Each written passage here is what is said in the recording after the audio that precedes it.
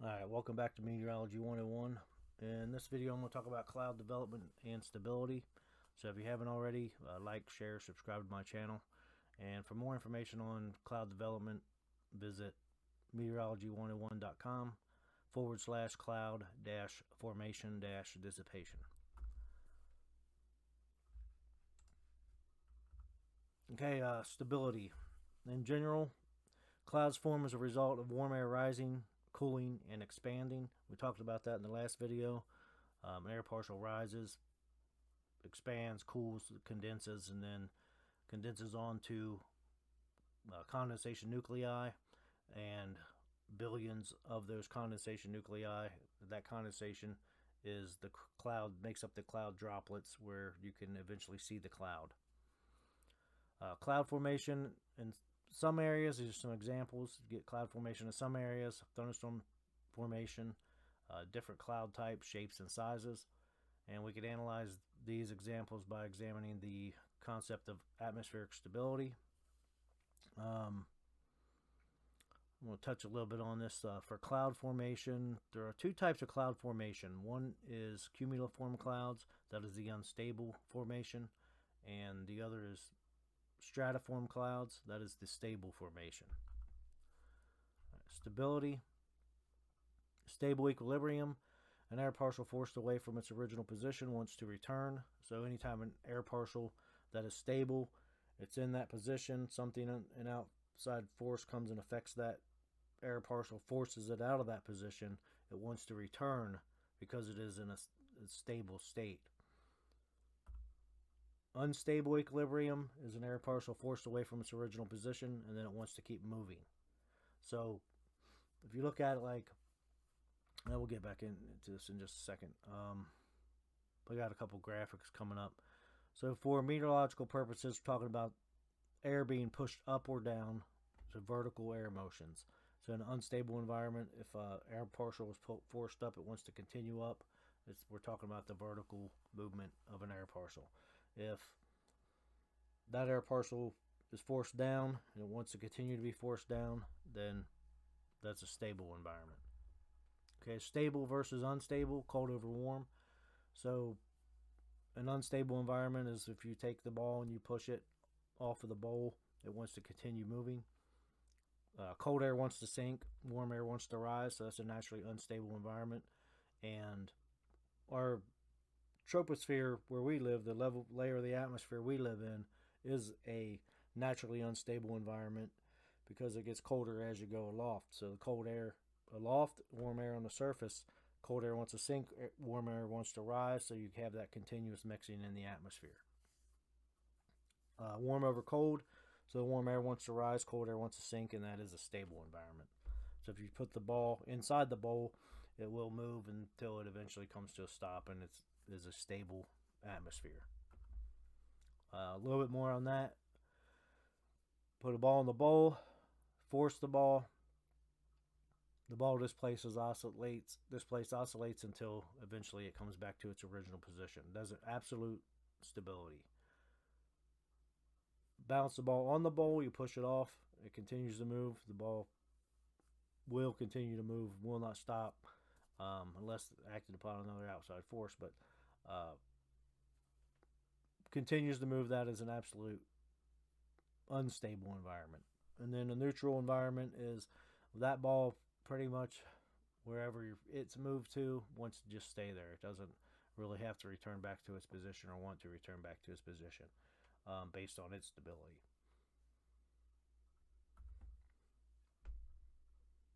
Okay, more instability in the atmosphere.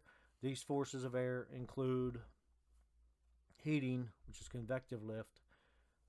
Like we talked a couple of videos ago, incoming solar radiation, heating from the sun, heating the earth, creating thermals, hot air rises, and that creates a lift. If it creates a lift where it forces an air partial up, then that air partial can cool, expand, cool, condense, and create clouds. Frontal lift. If a front comes through, cold front or warm front, then if it's a cold front, that warmer air is forced aloft. so that forces it up, or if warm air comes through and rides up onto the colder or cooler air, that forces that air aloft also.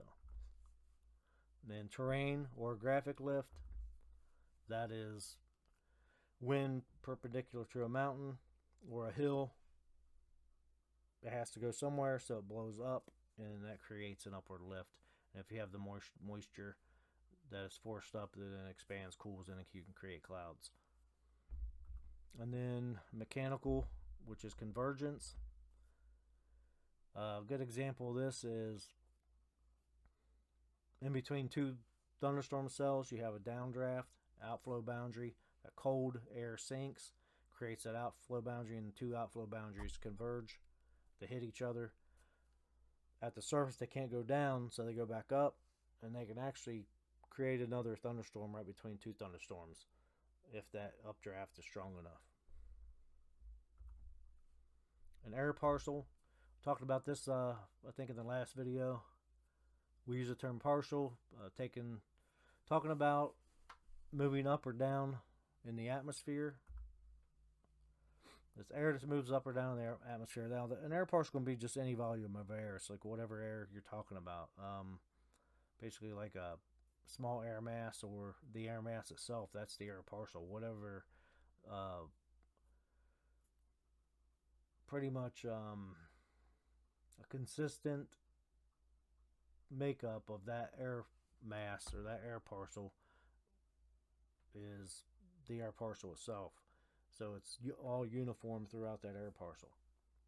That's what separates it from other air parcels. If you have a ball of warm air and a ball of cold air, you have two different air parcels, but they run into each other. There's still two separate air parcels. How they interact, that's the stability and instability we're talking about.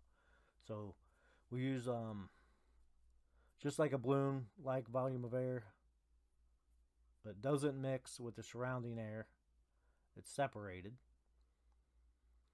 And the definition of adiabatic is a process in which no heat is exchanged between an air parcel and the surrounding environment. So we'll get here into the adiabatic process. If the air rises, the air inside expands and cools. If it sinks, the air inside compresses and warms. The same amount of air, just different pressures.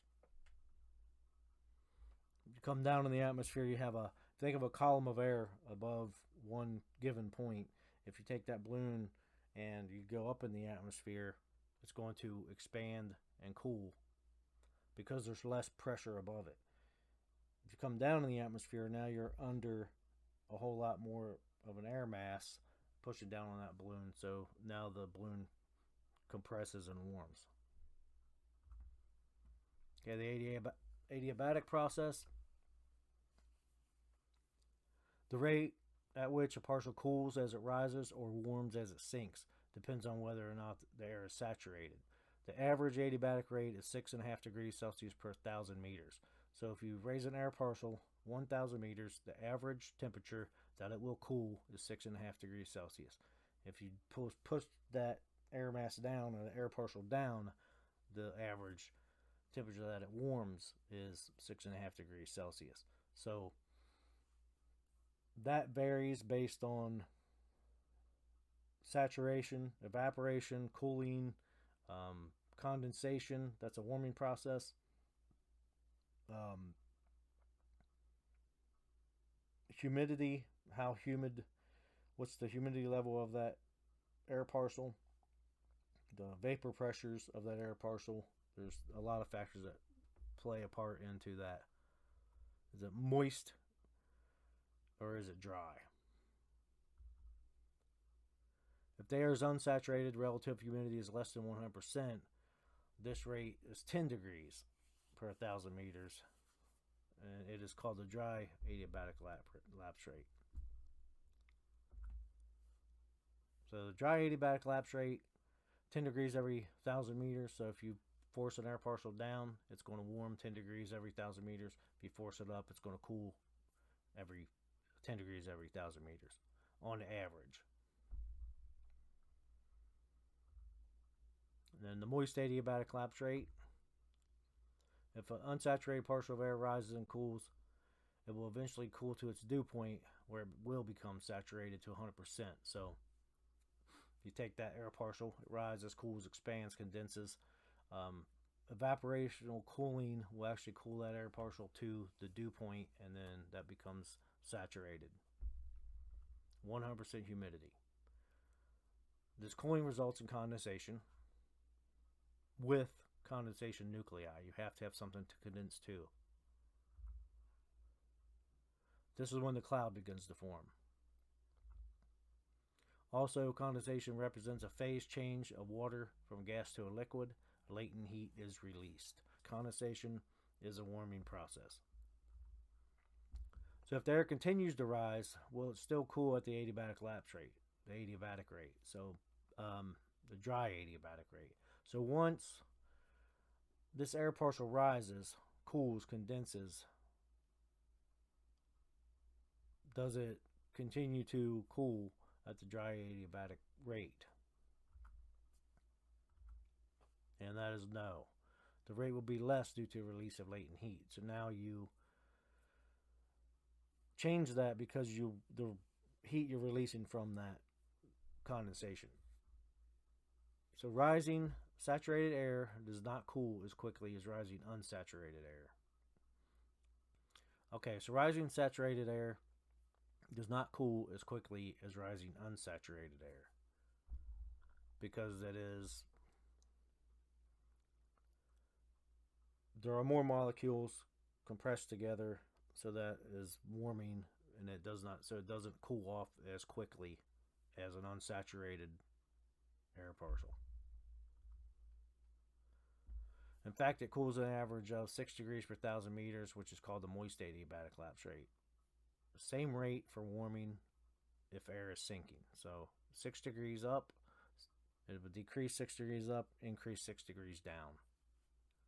That is the moist adiabatic lapse rate. So if you look at a SCU-T chart, there are lines on there for the moist adiabatic lapse rate, dry adiabatic lapse rate. Those are used for formulas to, once a SCU-T is plotted, then you can draw the lines from those rates and see what heights clouds are going to form. That determines the stability of that atmosphere. So that's how they get the CAPE and the totals, the SSI, all the stability calculations they do from a SCU-T. So lapse rates, like we said, 6 degrees per 1,000 meters. Relative humidity is less than 100%. Say it's at 30 degrees. If it's still unsaturated, less than 100%, then it's 10 degrees on the unsaturated lapse rate. So it drops to 20 at 1,000 meters, 10 to 2,000 meters. Relative humidity equals 100%. So it cooled to the dew point, becomes 100% saturated, and then drops 6 degrees with the relative humidity 100%. So once it becomes saturated, now it's only at 6 degrees on that lapse rate. Determining stability. Now we know how air temperature will change as it rises or descends. We know it expands and cools as it rises, compresses and warms as it descends. All we need to know is the air partial's temperature and moisture the same level like at the surface. And also need to know the mechanisms that start the air moving vertically, a hot surface, fronts, train, and convergence, the types of lifts we talked about earlier. And we need to know one more thing in order to determine whether or not the air will continue to rise on its own once it's started. And what is that? Need to know if the air partial is warmer or cooler than its environment if lifted. That's going to answer a lot of questions. If the air partial is warmer, then the environment, its surrounding environment, what's holding it down? Cold layer aloft, capping it, whatever keeps it in that position, and then once it's forced up, then it wants to continue to rise if it's warmer than its surrounding environment. So we need to know the temperature of the environment. We talked about that in the last two videos. I believe it was we covered temperature. Temperature is the number one thing that affects our weather. All right, the environmental lapse rate, the actual rate of temperature change with height. So that's the environment. That's the actual lapse rate. It's not the dry adiabatic. It's not the moist adiabatic lapse rate. It's not the average adiabatic lapse rate. It is the actual adiabatic lapse rate, which a temperature change with height. So based on the SCOT, how many degrees per 1,000 meters or whatever you want to measure it at is basically, it's the 1,000 meters is standard. How much is that temperature changing with height? And we do that with, we talked about the radiosonde, the weather balloons, the SCOT chart. That is where you get this information. The SCOT chart is used for stability in the atmosphere over one weather station. So, and these are like pretty spaced out. Not every weather station lets off a weather balloon every 12 hours. The National Weather Service does, and these are pretty widespread throughout the United States. The satellite derived winds, temperatures, there is a lot of stuff they use now to just calculate these lapse rates and stability just based on forecast models, and then just satellite derived information from satellite. And once we know this, we can figure out what the stability properties of the atmosphere are. Like we talked about SSI, total totals. We're not going to get into all that on the video. I'll do a separate SCOT video. That's a pretty long video. We'll do show the analyzation of a video of the SCOT, the encoding. Basically, we just get a big bunch of numbers, and then based on the numbers where you plot the SCOT chart. Computers do it for us now. I guess some weather stations still do it, probably just for practice. In case computer systems crash, they need to know how to do it. So they probably do a SCOT chart or two SCOT charts every day, once every 12 hours. Determining stability. If the parcel rises and cools and is then colder than the surrounding environment, it will sink back to its original position. This is a stable environment. So if the air partial cools, it wants to sink again. So basically, air partial rises and cools, and then colder air, and then it's colder than its surrounding air. So if it cools to a temperature below its surrounding air, then it becomes returns to its original position. So it has to basically start off colder than its surrounding position to remain colder than its surrounding, the atmosphere that surrounds it. If the partial was warmer than the surrounding air, it will continue to rise, and that is an unstable. So lifted, unsaturated air at each level is colder and heavier than air around it. If given the chance, the partial would return to its original position. Example 1, environmental lapse rate is 4 degrees per 1,000 meters. So if the air is unsaturated, it will cool at the dry adiabatic rate. If lifted, it will always be colder than the environment. So we just said that. So it starts at 30 degrees, drops to 26, 4 degrees every 1,000 meters, into 22 into 18. So if it starts off colder, then it will continue to be colder throughout that lift, because it's going to continue to cool as it lifts. So the tendency is to sink back to its original position. So it's always going to be cold in that environment. It's wanting to come down, even though something is forcing it up. The mountains, the frontal lift, the heating, something's picking that up.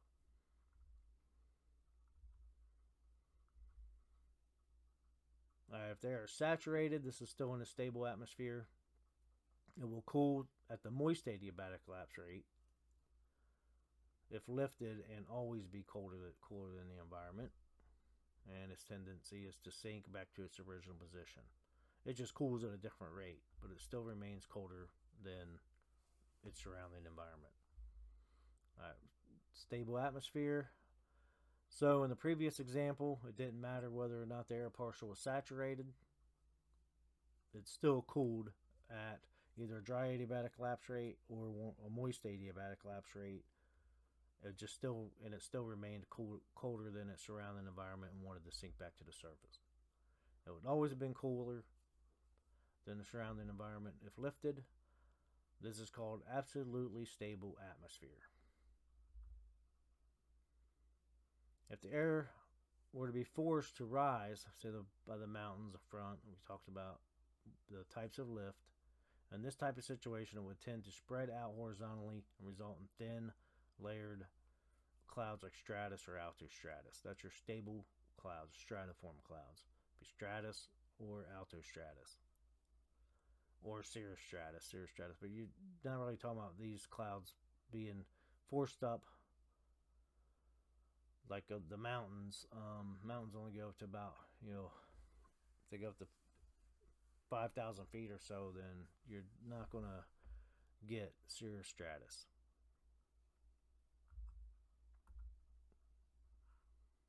And the atmosphere is stable when the environmental lapse rate is small or negative. Absolutely stable is less than the moist adiabatic rate. So if the atmosphere becomes more stable as air aloft warms and or the surface air cools. So cold ever warm, warm ever cold. So if it's warmer, the air aloft warms, it's warm over cold, it becomes more stable. If the surface cools, then cold air is more dense than warm air. It wants to stay down, so it is more stable. If you get that cooling of the surface, that's where you get the fog formation. Typically, where you cool the surface to the dew point, and you get a stratiform cloud, which is fog on the surface, with other conditions that meet for fog. If you have any wind at all, you're not going to have fog. Basically, anything more than 6 knots. I mean, if you get close up to 5-6 knots of wind, pretty much fog will dissipate. Surface air cools by radiation at night. Cold fronts, air moving over cold surfaces. And this is why thunderstorms usually die at night as the surface cools. So as the surface cools, the heating during the day, get a garden variety thunderstorm pops up, just the air mass thunderstorm, just from the heating. The intense heating during the day causes that lift in an unstable environment, pushes it up, it continues to lift, and then builds a cloud big enough to create a thunderstorm. So at night, the opposite happens. There is no more incoming solar radiation. So now the Earth is cooling faster than it's immediate, releasing more heat than it's taken in. So now it is cooling. So now you lose that updraft. You lose that feed for the thunderstorm. So now the thunderstorm begins to collapse. An unstable atmosphere. The rising unsaturated air at each level is warmer and lighter than the air around it. If given the chance, the air partial would accelerate away from its original position. So if warm air wants to rise, if the warm air is being held in a position and then all of a sudden something comes along, forces it out of there, it's going to continue to want to rise at that point. So here's example 2. The environmental lapse rate is 11 degrees per 1,000 meters. That environmental lapse rate, remember, is the actual temperature change per 1,000 meters. That's your actual temperature change with height. So that could be anything. It's going to be closer. Like I said, your average is 6.5. So it's going to be close to that. But what your actual change is, based on a SCU-T chart, that is the environmental lapse rate. If air is unsaturated, it will cool at the dry adiabatic rate because it's not 100% saturated. If lifted, it will always be warmer than the environment. So, same thing would be in colder. Um, if it starts out colder, it rises into a colder and cools and expands, and it stays colder. So, if it stays warmer and the environment it's lifted and it's warmed at the it will cool at the dry adiabatic lapse rate. If lifted, and will always remain warmer. So if it can't cool down to being colder than its surrounding air, then it will want to continue to rise. So its tendency is to keep rising on its own. Okay, example 2. If air is saturated, it will cool at the moist adiabatic lapse rate. If lifted, it will always be warmer than the environment. So its tendency is to keep rising on its own also.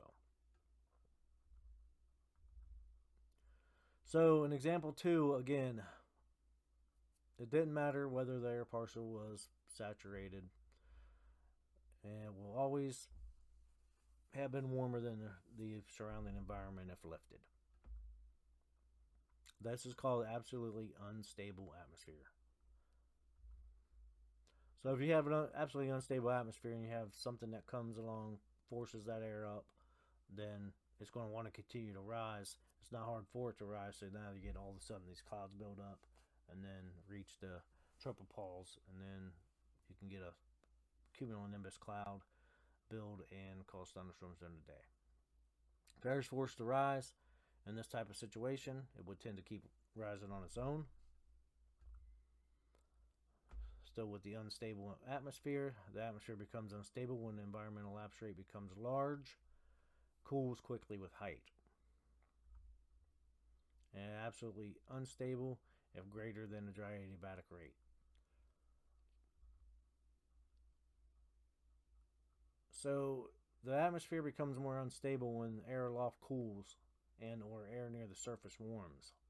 So the cold over warm. The cow is unstable. So if the upper atmosphere, if you get a cold air aloft, is cold air advection into the upper levels, then that cold air wants to sink. It is an unstable environment. Or if you get incoming solar radiation heating the surface, the air mass sitting on the surface is heated by conduction, then that hot air will rise and the cold air wants to sink, so that is a unstable environment. Surface air warms during the day when a warm front passes, air moving over warm surfaces. So cold air moving over a warm surface, the cold air wants to sink, the warm air wants to rise.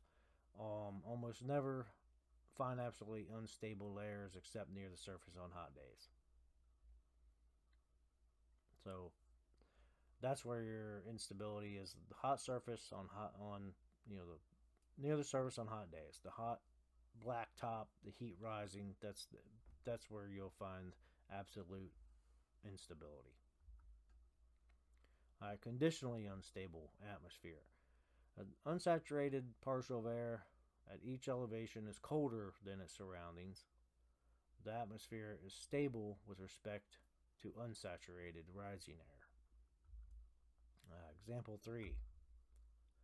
Environmental lapse rate is 7 degrees per 1,000 meters. Lies between the moist and the dry adiabatic lapse rate, so it's conditionally unstable. If an unsaturated partial is lifted, it will always be cooler than the surrounding air and will tend to sink back to its original position. And stable with respect to the unsaturated air.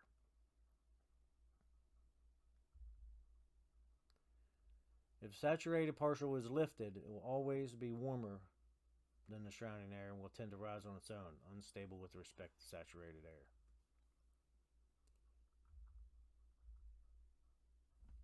Example 3, the stability is dependent upon whether or not rising air is saturated or unsaturated. Okay, so before it didn't matter. on the stable condition or unstable condition, it didn't matter if the air was saturated or unsaturated. If it started off warmer than its environment, and it rose and cooled and still stayed warmer than its environment, it was still an unstable environment. If it was cold, it would remain cold. Actually, it was the opposite. If it was cold, it would always remain colder than its environment, and it would continue to want to. That cold air would want to sink, and that was the unstable environment. So, hope I didn't confuse you there. The warm air will continue to rise. Warm over cold is stable. So, if it's warmer and continues to be warmer than its surrounding environment at every level, then it will just continue to rise. Warm air wants to rise. Cold air wants to sink, so it would remain a stable environment. I hope I cleared that up. Didn't sound like it to myself, but I hope you get the gist of it. Okay. So the stability is dependent on whether or not the rising air is saturated or unsaturated. If saturated, it is unsaturated, it is stable. So if it's not, hasn't reached 100% relative humidity or has condensated on something, then it is a stable environment. And if it's saturated, it's an unstable environment. Now this is called conditionally unstable atmosphere. What's the condition? Whether or not the air becomes saturated. That's simple as that. If it becomes saturated on a conditionally unstable atmosphere, becomes saturated, it becomes unstable. If it doesn't, it remains stable. If it cools to its dew point. If it cools to its dew point, becomes saturated, it becomes unstable. So, the environmental lapse rate of 9 degrees Celsius. So if we have the actual lapse rate of 9 degrees, we start relative humidity is less than 100% at 1,000 meters. Then our temperature is 21, just 9 degrees. So an unsaturated lapse rate was 10 degrees, relative humidity less than 100%. So dropping to 20 at 1,000 meters, dropping to 10 at 2,000 meters. So if it's actually 9, it would drop to, at 1,000 meters, be 21 degrees, 2,000 12 degrees, and 3,000 3 degrees. So 9 degrees per 1,000 meters is the actual environmental lapse rate. Now, if it becomes 100% saturated, the relative humidity becomes 100%, then that's when it becomes unstable. So we drop down. So right there is where we're stable, and then we're unstable.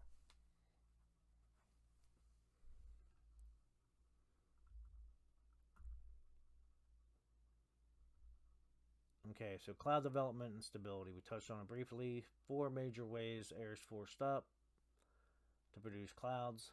That's the frontal lift, the heating, topography, orographic lift, thermal lift, orographic lift, frontal lift, and convergence, mechanical lift.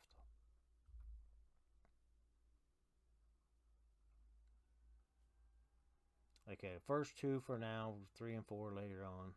So we're going to cover the first 2 for now: heating of the surface, convection, and topography.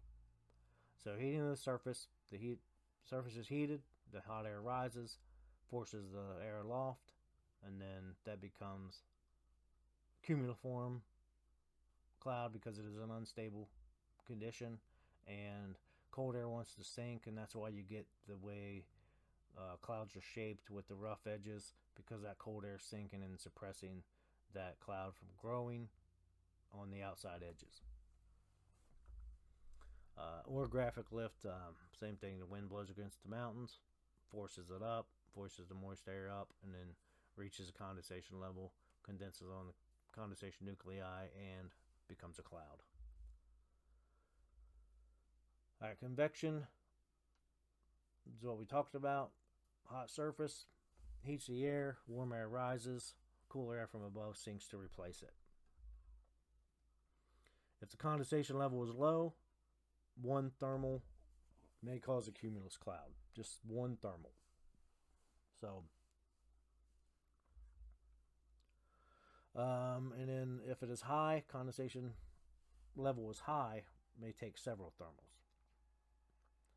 And then sinking air at sides causes lots of blue sky between the clouds. Like I said, cold air has to come down to replace it, so it suppresses the cloud formation. Now, this is one of those hot days, variety of thunderstorms, just air mass thunderstorms pop up, and they'll just pop up all over the place.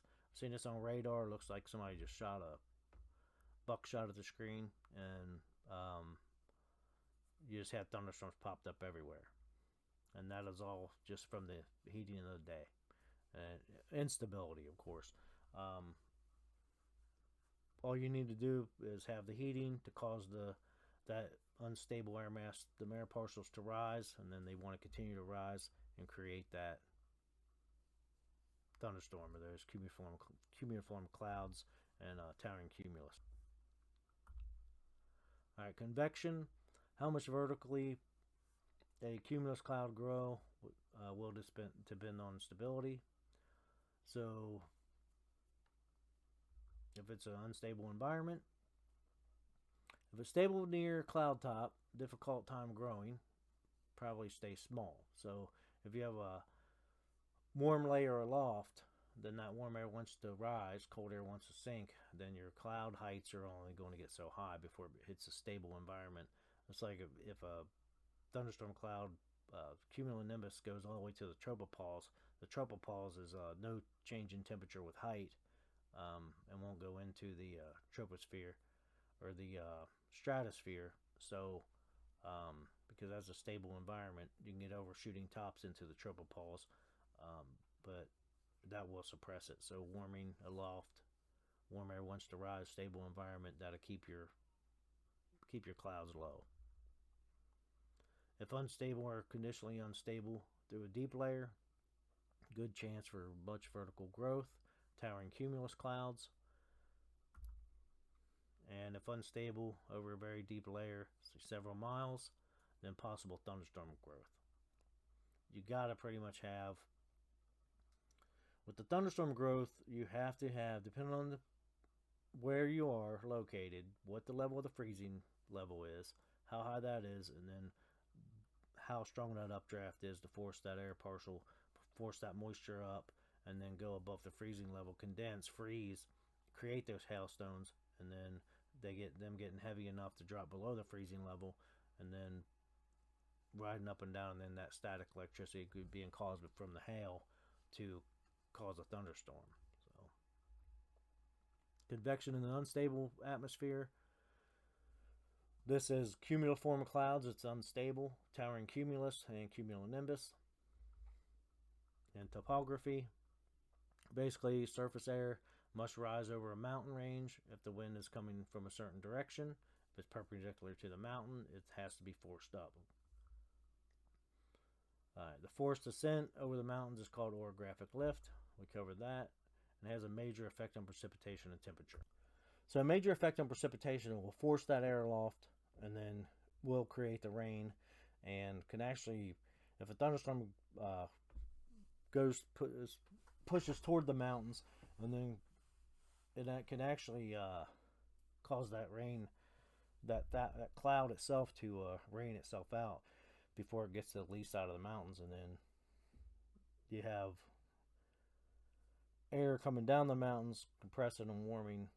A lot of things can happen with the mountain range. Try to break this down for you a little bit. So,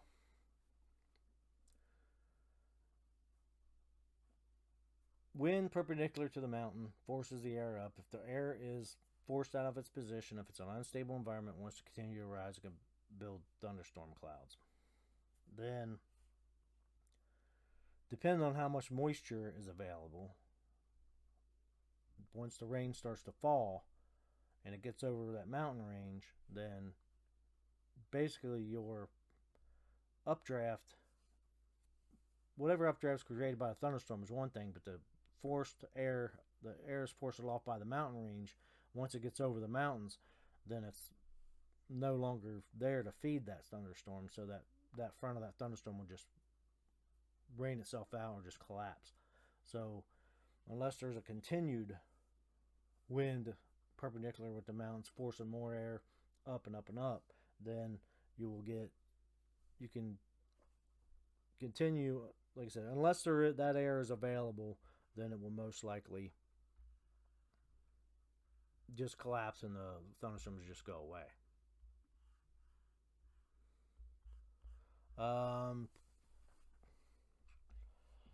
On the lee side of the mountains, now you can get, when the air drops down,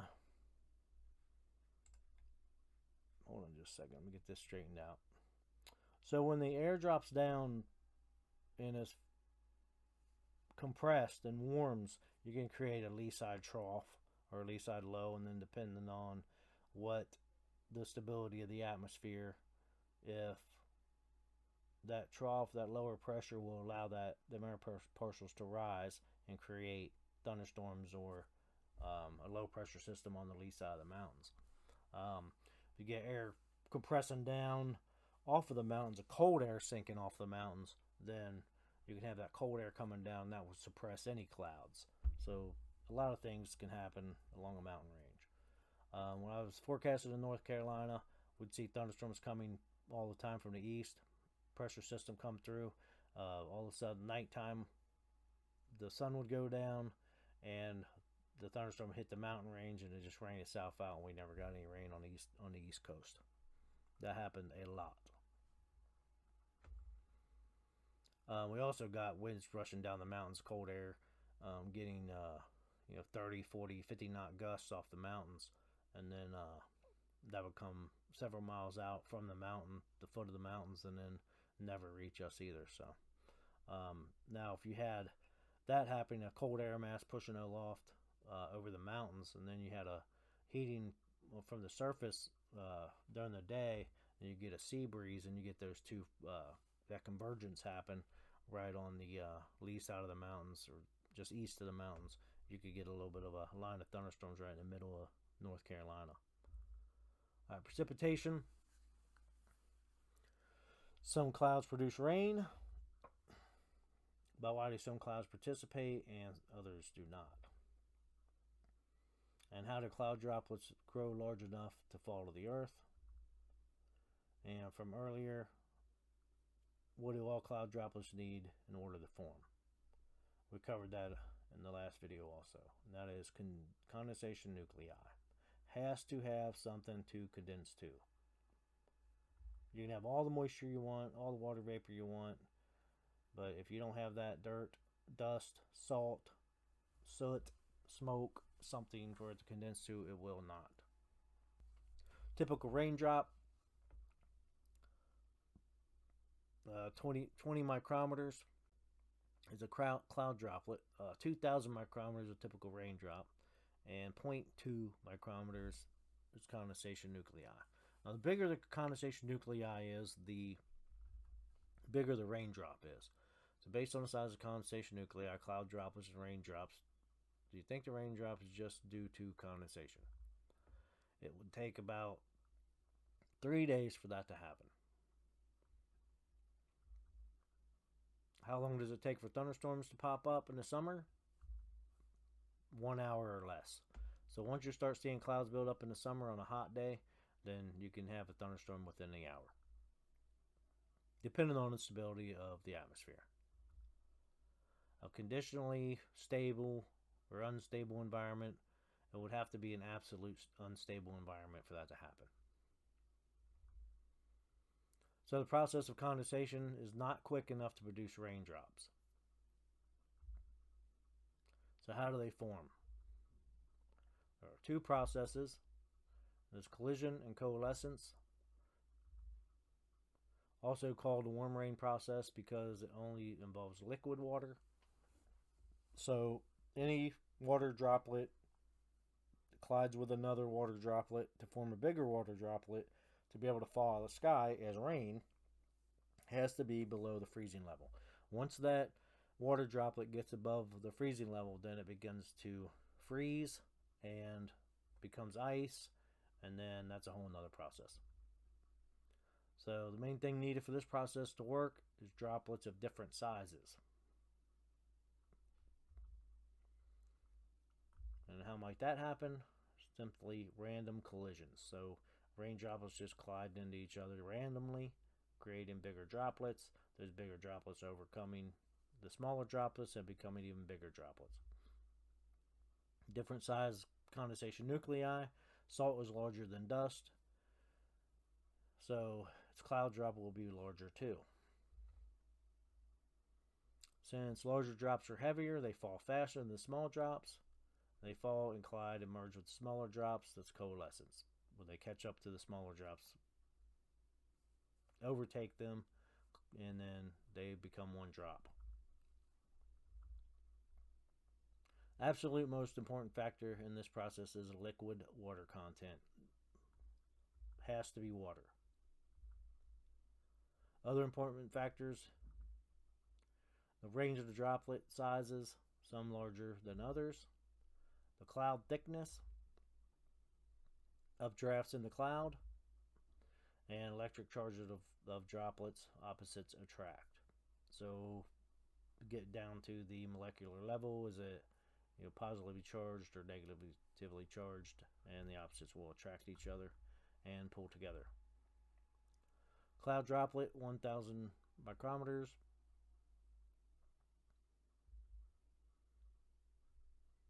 cloud droplet of 100 micrometers, and a raindrop. So when the cloud droplet of 100 micrometers is pushed aloft, the cloud droplet of 1000 micrometers, that's 10 times bigger, starts to fall when they collide with each other. Then they can collide and then fall as a raindrop. So cumulus cloud has a good chance of becoming a thunderstorm producing rain because it is a cumuliform cloud. It's an unstable cloud. It has lots of water. It's thick. Towering cumulus. They grow tall. It has updrafts. And what about nimbostratus? Nimbostratus clouds are thin, means small, if any updraft, and not much water. Drizzle at best. So it's a stable environment. Basically, the water droplets get big enough to see, and they are considered drizzle. So the difference between drizzle and rain is the size of the droplet. So anything greater than 0.5 millimeters is considered a rain droplet. So anything 5 millimeter, 0.5 millimeter, half of a millimeter or less is drizzle. And drizzle just kind of floats around in the air. Raindrops fall. I mean, drizzle falls too, so don't get that confused. But it's the technical definition of the difference between those two is the size of the droplet. So ice crystal process occurs in clouds comprised of both water, liquid water, and ice crystals, like thunderstorms. A lot is happening in a thunderstorm. So 25,000 feet is ice only. Mix with water, ice and water from the freezing level up 5,500 meters, 18,000 feet, and then 1,000 meters or 3,000 feet, you've got liquid only.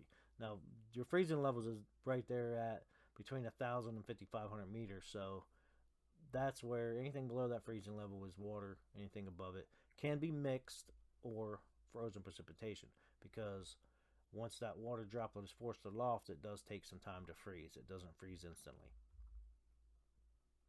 So all water at low levels, all ice at high levels, in between water and ice.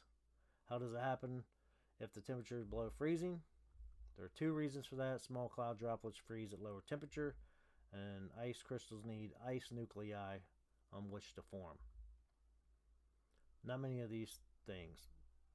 That includes clay, bacteria, etc. So there's not that much clay in the air, bacteria in the air for ice nuclei just to form as ice. All right, so the ice crystal process, remember saturation. That's where temperature cools to the dew point and condenses, and then saturation occurs when an air particle can no longer hold any more water. Think of like the sponge we filled up with water. We put one drop in, one drop must come out. So in the middle of the cloud, there's ice and water. The air is saturated. But since the water is warmer, it takes more water vapor molecules to saturate the air. So there's more water vapor to saturate the air than it is on the ice. So is the saturation vapor pressure greater around the drop or the ice? And that is around the water, since there are more molecules. So once you take those molecules, we said saturation vapor pressure was take the saturation out of the vapor. How much pressure do you have off from that, out of that saturated air? If you take the saturated air out of the unsaturated air, then how much does that weigh? That was our saturation vapor pressure. Now things are out of balance and the vapor molecules will move toward the ice to equalize the pressure. But if they move into an already saturated air over the ice, then what happens? The molecules condense out of the air onto the ice, and the ice grows. So that's how you get your ice growth. Also, now the air is unsaturated over the water. So now once that saturation, those molecules move over to the ice, now the air is no longer saturated. So more molecules evaporate from the drop and replace those lost to the ice. So this is where it gets pretty confusing, but this is just on the molecular level. So the bottom line is the ice crystals grow in size at the expense of the water droplets. So it's not just from the water drops colliding with the ice crystal and freezing on it. It does take the molecules transfer over to the ice and then freeze on that ice and get bigger. The ice crystals get too heavy and they fall. Falling crystals collect supercooled water droplets. Accretion, that's an icy product, is called grapple, and it melts to form rain. So once it drops below that freezing level, depending on the height of that level, that warm layer below the freezing level, as if it's what is going to fall, what type of precipitation it's going to fall as.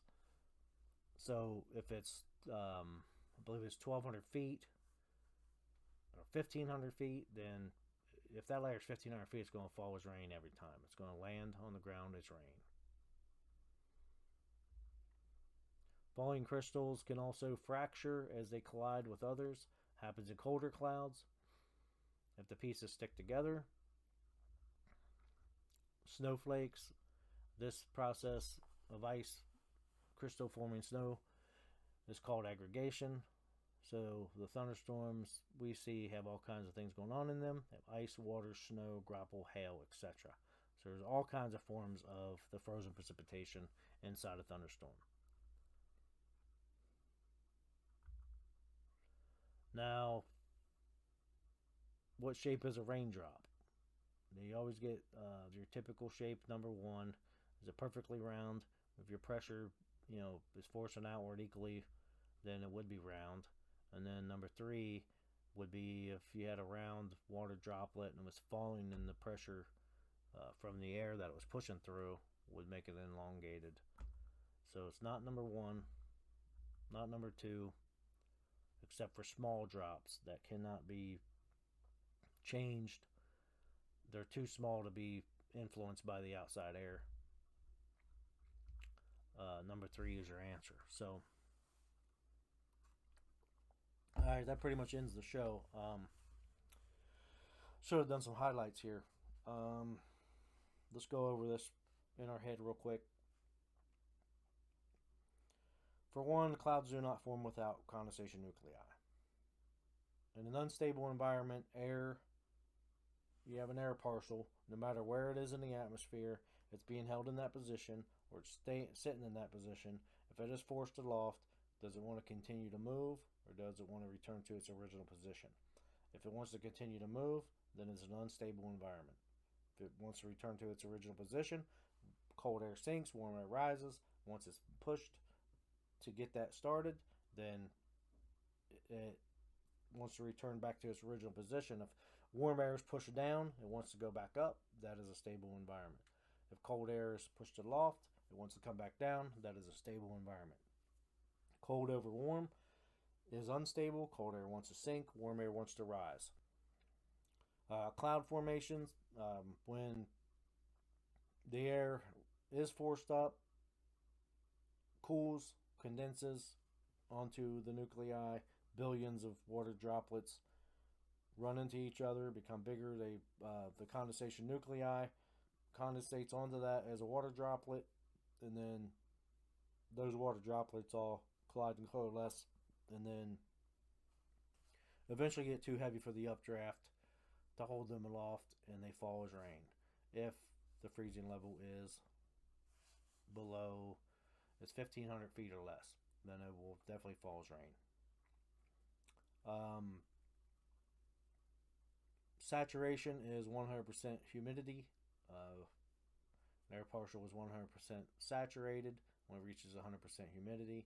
There is a saturation adiabatic lapse rate. If air is saturated and forced aloft, there is a rate that it cools. That is, I believe, 10 degrees per 1,000 meters.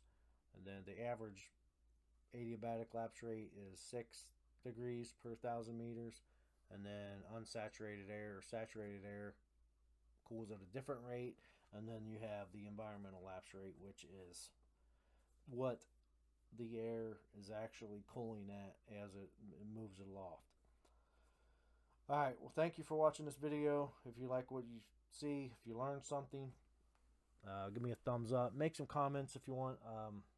We can go in deeper detail on this. I can try to explain some of this a little bit better. It's a pretty long slideshow, so I kind of rushed through a few things. Go to my website, meteorology101.com/cloud-formation-dissipation for cloud formation. Just go to that website and you can click on the all my categories and pretty much learn as much as you want to learn about weather in depth. Still have a lot of information I need to put on there.